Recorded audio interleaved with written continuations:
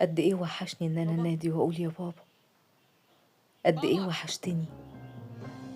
مهما يمر الوقت ومهما تعدي السنين هتفضل عايش جوه قلبي. كنت دايما الحنية اللي مفيش زيها. كنت السند اللي مهما الدنيا مالت كان بيعدلها. حضنك كان الأمان اللي كان بيطمني. كنت جميل بروحك وكلامك وقلبك. قلبك اللي كان شايل الكل من غير ما يشتكي. الكل كان بيحبك، مش عشان بس طيبتك، لكن عشان صدقك اللي كان باين في كل تصرفاتك وفي كل كلمة وحرف منك. الكل كان بيحبك عشان لسانك اللي عمره ما أذى حد ولا جرح حد ولا زعل حد في يوم من الأيام. لسانك اللي كان بيجبر بخاطر الصغير قبل الكبير. كنت بتحب تساعد أي حد حتى لو على حساب نفسك، وعمرك ما استنيت مقابل ولا حتى كلمة شكر.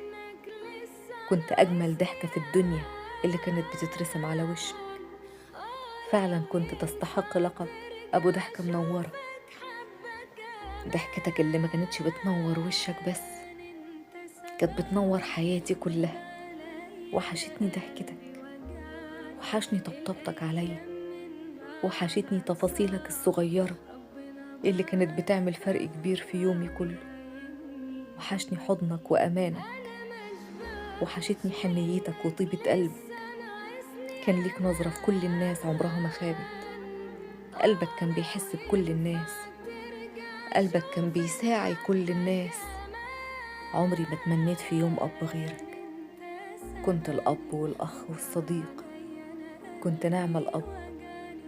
كنت أوفى راجل في الدنيا عرفته أو حتى سمعت عنه. كنت البطل الأول في قصتي. كنت حبيبي وصديقي وأخوي. وحشتني قوي لدرجة إن مفيش أي كلام قادر يوصف قد إيه أنت وحشني. بس أنا مطمنة يا حبيبي، مطمنة إنك في مكان أحسن، وإن طيبتك والخير اللي أنت عملته وزرعته في الناس هيفضل عايش العمر كله. أكتر حاجة ممكن تصبر قلبي وتهديه لما أسمع حد يقولي يا بنت الراجل الطيب في ذكرى رحيلك يا بابا. بقولك إنك هتفضل عايش في قلبي العمر كله. الله يرحمك يا حبيبي، ويجعل قبرك روضة من رياض الجنة، ويجعل أي خير عملته في ميزان حسناتك. وحشتني يا أغلى الحبايب.